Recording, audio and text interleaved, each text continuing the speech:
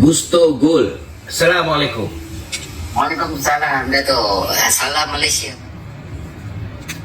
Dato', okey, gini keluar report menyatakan bahawa hutang negara meningkat pada 1.17 berbanding dengan tahun lepas 107. Jadi peningkatan lebih kurang 90 lah bilion macam tu. Kita faham bahawa peningkatan tu memang lebih kurang daripada apa yang berlaku pada 2022. Tapi dia heboh bising meningkat hutang negara. Dato', tolong beritahu Dato' kenapa hutang kita meningkat ni? Dia ada banyak sebab kenapa hutang kita meningkat, kan? Tetapi sebab yang paling dahsyat yang saya boleh fikir dengan otak yang waras ialah apabila rakyat silap memilih Mahathir Mohamad dan kemudian rakyat dipaksa untuk menerima Muhyiddin Yassin sebagai Perdana Menteri. Zaman Datuk Seri Najib, diserahkan negara ni hutang pada tahun 2017, hutang negara cuma 50.8% against our GDP, iaitu 686.8 bilion sahaja. Bila bagi kat Mahathir, bila bagi kat Muhyiddin, hancur lekuk. Hutang tu meningkat berkali-kali ganda, sampaikan mencecah lebih 1 trilion. Ini saya nak salahkan diorang pun tak boleh, sebab rakyat yang buat pilihan.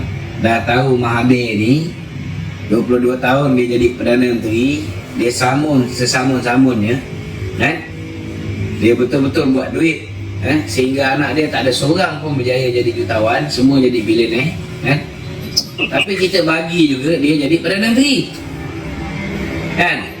rakyat juga silap.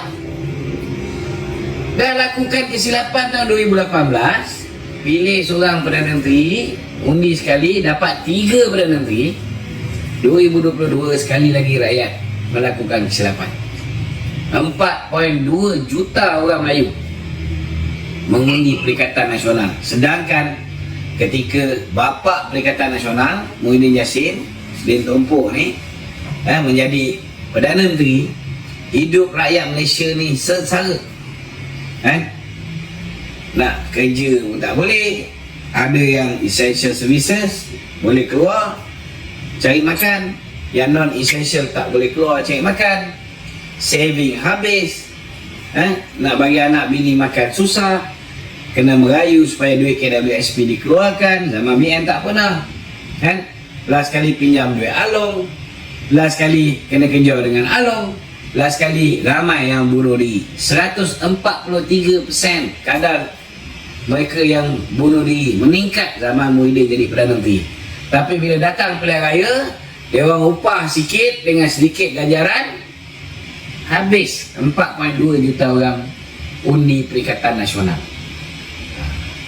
Sekarang kalau nak bising, hutang naik, nak buat macam mana? Negara punya simpanan habis dilangsaikan zaman Mahathir dengan Muhyiddin, lepas tu ditambah dengan hutang-hutang baru. Bila dibebankan dalam masa yang sama, kita nak mentadbir negara, kita perlu juga pastikan bahawa kita mempunyai sumber kewangan yang cukup untuk pastikan projek pembangunan, pengurusan yang telah dirancang dapat diteruskan. Ada yang boleh kita gunakan melalui apa yang kita perolehi melalui kutipan hasil, tapi tak cukup, tak cukup. Belanjawan kita bukan belanjawan yang surplus, dia defisit. Jadi kita perlu berhutang juga. Ya, kita perlu berhutang, tapi jauhlah lebih kurang berbanding dengan zaman Mahathir dan Muhyiddin. Ini kena faham.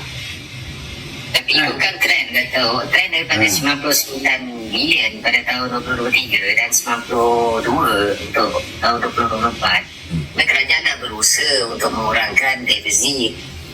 Memanglah hutang akan bertambah dari segi kumulatif, betul lah. Dia kadang nak fahamkan benda ni pada dia orang tu. Dia orang selalu duduk kutuk. Kita pun jadi sakit kepala lah nak melayan dia orang. Jadi kadang satu perkara dia orang tak nak dengar apa yang kita cakap.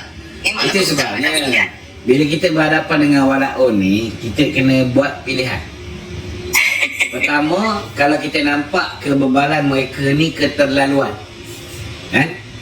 Kita jangan bazir masa. Yang masih. Saya cakap terus terang lah. Saya kalau geng-geng walaun ni, kan? Saya jarang bazir masa untuk melayan.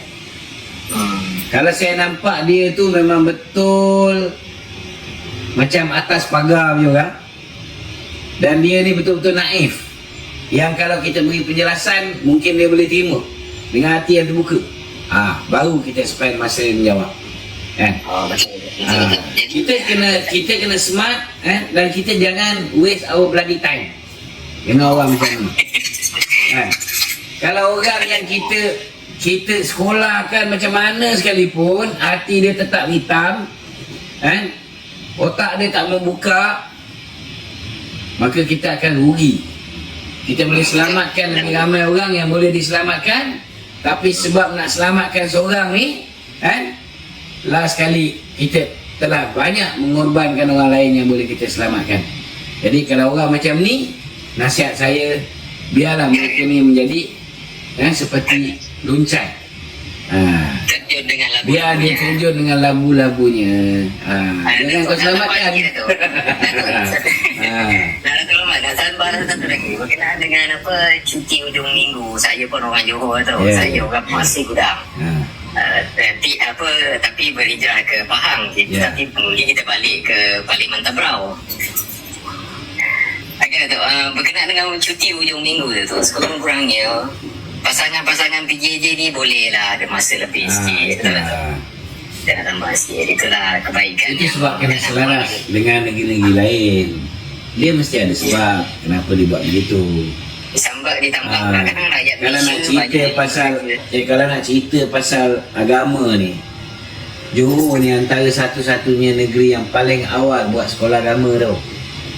Dia ada sekolah pagi, sekolah agama, petang sekolah kebangsaan. Atau pagi sekolah kebangsaan, petang sekolah agama. Rasanya pada tahun 1980-an Selangor pun gunakan acuan daripada Johor pada tahun 1984. Kalau Dato' ingat, kita tahu kan 84 masa tu sekolah kita sampai darjah 5, lepas tu darjah 6 kita akan ada sekolah khas, betul tak Dato'? Betul. Macam tu lah, maksudnya Selangor pun guna acuan daripada Johor kalau ikutkan dia punya perjalanan sekolahan agama ni. Tapi kata tak Islami tu dangkal sangat lah. Orang baru main dah cakap baru tahu tentang perjalanan Johor itu. Betul tak? Betul. Okay Dato', terima kasih Dato'. Terima kasih. Saya. Alright. Ada soalan-soalan lain? Alright. Assalamualaikum. Waalaikumsalam. Okey, kalau tak ada soalan, saya harap sahabat-sahabat di rumah dapat tolong share live kita pada petang ni supaya kita boleh beri kefahaman kepada seberapa ramai yang mungkin. Assalamualaikum warahmatullahi wabarakatuh.